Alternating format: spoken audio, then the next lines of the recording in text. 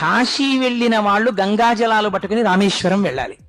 వెళ్ళి కాశీలో గంగ పట్టుకెళ్లి రామేశ్వరంలో ఉన్న శివలింగానికి అభిషేకం చేసేస్తారు. చేసేసి రామేశ్వరంలో ఉన్న ఇసుక కొంచెం పట్టుకుని మళ్ళీ కాశీ పెడతారు. వెళ్ళి అది పట్టుకెళ్లి గంగా నది ఒడ్డున ఉన్నటువంటి ఇసుకలో కలుపుతారు. మాకు సంపూర్ణ తీర్థయాత్ర అయిపోయింది. రామేశ్వరంలో ఏముంది? శివలింగాన్ని ప్రతిష్ఠ చేశారు. ఎవరు చేశారు? రాముడు చేశాడు.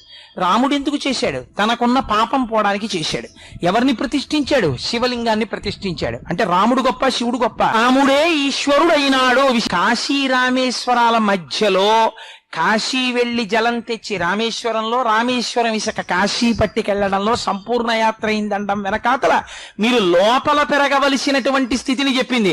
అంతేగాని ఓ 2,000 రూపాయలు 5,000 రూపాయలు జేబులో వేసుకుని అలా వెళ్ళిపోయి తీసుకొచ్చేసి ఇక్కడ పోసేసి ఇక్కడ పట్టుకెళ్ళి అక్కడ పోసేసి అయిపోయింది తీర్థయాత్ర అనమని కాదు దాని ఉద్దేశం. అలా ఎదగడం